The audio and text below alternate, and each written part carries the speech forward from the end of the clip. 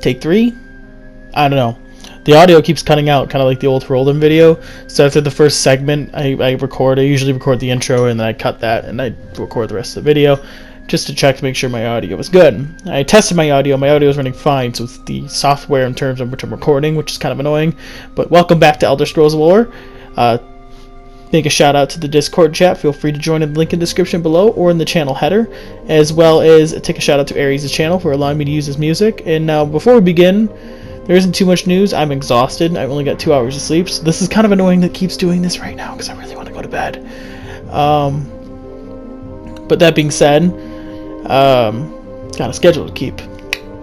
And I got really interested when I did the hist on Blackmarsh and what was around it, so I decided to kind of hop over. I know we're not done with Morrowind, so I decided to hop over into Blackmarsh and do the territories in Blackmarsh and see how that goes. So with that, today we're going to be talking about the city-state of Stormhold. Stormhold is one of the 8 major cities in the province of Blackmarsh, being the capital of the Shadowfen region in the north. Stormhold has a difficult history, with their neighbors having been targeted and turned into their foothold to the greater province, specifically for the Dark Elves of Morrowind, which that means they're basically conquered and used as a foothold to attack the rest of the province. I think that's what that means. I could be wrong. I don't know. I'm tired. Shh. The city-state of Stormhold was built atop the ruins of Silinorn, which was the original Iliad settlement that was created during the Merethic era. The modern-day settlement of Stormhold was built around Silinorn, which was already enveloped by the regional flora. Stormhold is located along a river which makes it up the northwestern border and continues along the Shadowfen eastern border. Eastern Stormhold leads towards the region of Dashan, and the area consists of many Damiri homes. Moving westward into the city will show more Argonian-style homes, which are made out of mud and twigs. Shadowfen is divided into 2 distinct areas. Outer Stormhold is the home of the Riverside Markets, which is the local port that continues into the mires and the Greater River. Moving towards Inner Stormhold reveals the Iliad ruins, which the town square and several market stalls reside. The main ruins contain the local guild halls and the mortuary. Above the city ruins, overlooking the city, is the local history, which is worshipped throughout the city. Which we should know about that, because I did a video on it. If you haven't watched it, go. What are you doing here? Go watch the other video. Actually, watch this video, then go back over there. That being said, you know what? Just go watch all my videos. No, I'm kidding. You don't have to. But I would like you to. In the late Merethic era, the Iliads of Cyrodiil waged war with the Barsabic Iliads, who were worshippers of the Aedra. This event was known as the Narfinsel Schism, and it resulted in the exile of the Barsabic Iliads, who fled to the wastes of Blackmarsh, creating many settlements that would become modern-day cities. One of these settlements would happen to be the city-state of Silinorn, which would become Stormhold. As time went on, the Elysian Slave Rebellion had occurred, with the Daedrophile Iliads seeking new refuge, an event known as the Ilian Disapora. Many traveled to Blackmarsh and Silinorn, but the Barsabics decided not to let them in. Good on you. Especially the Elves of Atatar. That's what you named your city? Really? Really? And now they traveled to they were the forefront of the schism, sorry. Fortunately, that threw me off. Fortunately for the Barsabics, the Elysian army had not made it to Blackmarsh, leaving Silinorn to prosper longer than the rest of the Iliads. However, they did eventually perish, leaving their ruins for the Argonians. It's really nice of them. They say that elves never do anything. Now, with the aftermath of the Battle of Argonia in 2811 of the First Era, the province of Blackmarsh was taken under the control of the Second Empire, or the Riemann dynasty. Now, the cities, such as Stormhold and Solrest, were turned into prisons. Because that's what everyone wants, with their city turned into a massive prison. Now, some Argonian resistance fled into the deep marshes and the city-state of Hellstrom, where the Empire was unable to go after them. Now, border and coastal cities were targeted and captured by the Imperials, and what followed after was the Blackwater War, which was a 26-year-long conflict which resulted in Blackmarsh's ultimate capture. 3 campaigns had been run throughout the province, each consisting of the Imperial Legion marching in, and, well, the first 2 failed, and the third one obviously succeeded. Now, one in particular, led by Regulus Sardicus of the 4th Legion, utilized the legionaries on the forefront, raiding bordering villages, while support would drain swamps and overall destroy the ecosystem. The most notorious example was the Great Burn of 2828 of the First Era, where support troops under Alyssa Malachius burned a peat bog outside Stormhold, which connected to the greater bog of Blackmarsh. When it burned, the flames could be seen as far as Soul Rest. Now, in 560 of the Second Era, I'm going to butcher this, maybe, the Connaughton flu, I think I did that right, had spread across all the province of Blackmarsh and eventually the entire western world. The flu had originated from within the depths of Stormhold and had begun to spread southwards, where it would end up in cities such as Alabaster and Leowin. Because of the disease's origin, many scholars believe that there was more to the situation at hand. Some believe that it was from natural sources, while others believe that it was created by an Argonian shaman in retaliation to his oppressors. But because of the Connaughton flu, several cultures such as the Kothringi and the Lilmothit, that's what I messed up out of all of that, were exterminated from Blackmarsh. I get my 1. I haven't done that in a while. I usually have my 1. Now, provinces like Elsewhere were incredibly vulnerable because of the flu. Races such as Argonians and the Naga were unaffected by the flu itself. Gotta remember, Argonians can't get sick. They're immune to diseases. Now in 572 of the Second Era, the Second Akaviri invasion had reached the shores of Stormfalls, and the Kamali warriors under the command of Adasum Dir Kamal were going head-to-head with the combined forces of the Nords of Eastern Skyrim and the Dark Elves of Morrowind.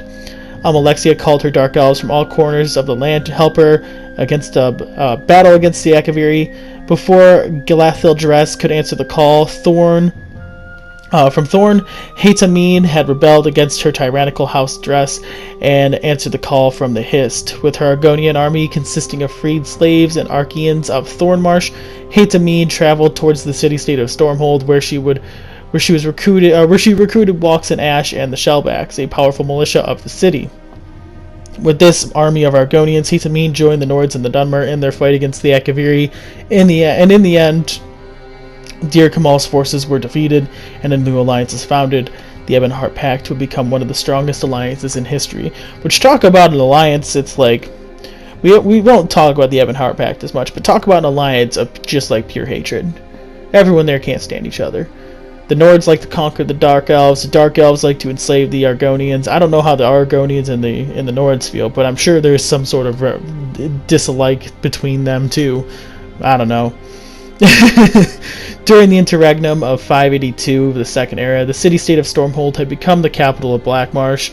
Though most of the province was neutral and not part of the Ebonheart Pact, the lands surrounding the cities of Thorn and Gideon were considered the territory of the Pact. Because of the troubled land, Stormhold was governed by 3 figures, each of the vice-canons of the Pact. Haytamine, Hrondar, and Servania governed the land until the Alliance War had begun to reach the marshes of Shadowfen. The First Aldmeri Dominion, under the command of Ruvitar, advanced onto the area with the intent of destroying the Memnic Egg, ending the next generation of Argonian hatchlings. How dare you! Dominion agents murdered the citizens of Stormhold, causing the racial factions to turn on each other. The Dark Elves believed that the Shadowscales were responsible for the murders, when it was in fact a different group. With the help of the Shadowscales, an agent of the Pact was able to uncover the Skin Stealers, people who used the vile concoction to take the appearance of the victim's heart. Wait, what? Just let that sink in for a second. I just realized that. I wrote it down without even paying attention. That's the kind of day I've been having.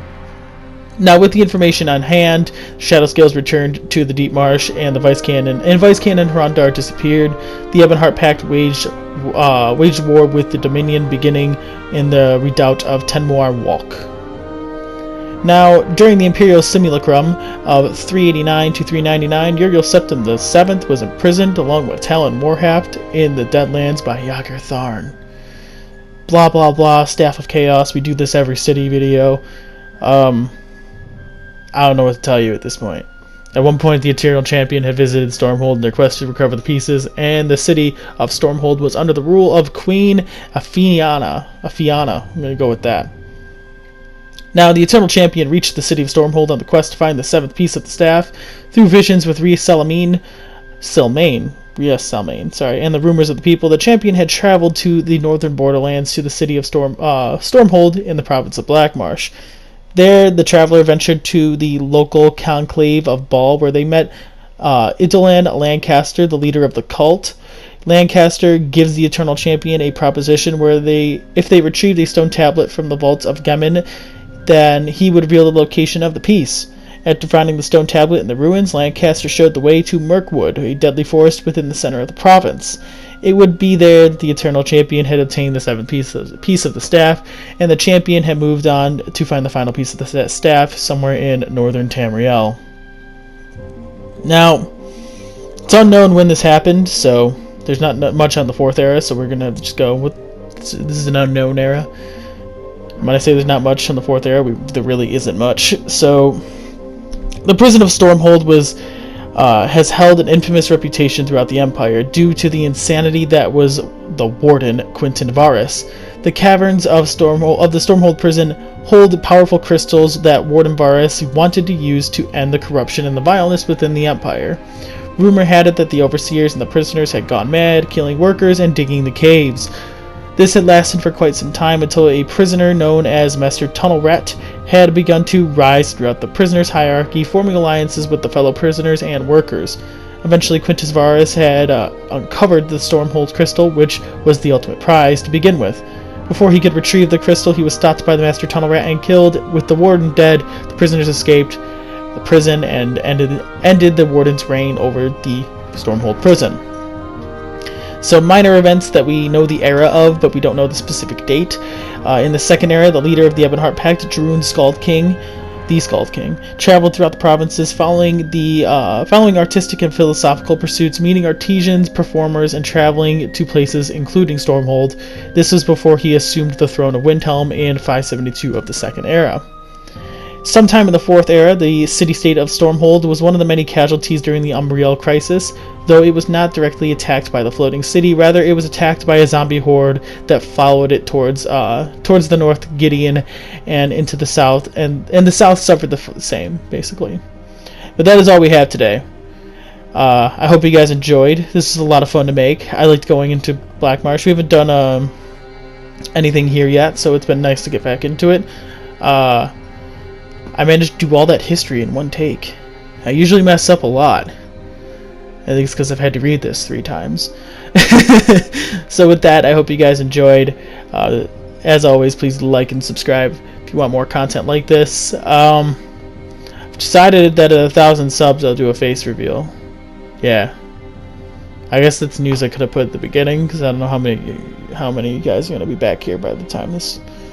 You know, we're 13 minutes in. How many are you still watching? I don't know. But, yeah, I'll put that out there now. 1,000 subs, I'll do that. I'll include my dog, too. She's awesome. She's in a lot of my videos, you know. She likes to walk in when I'm recording. Not now, because I'm at school. She's not here.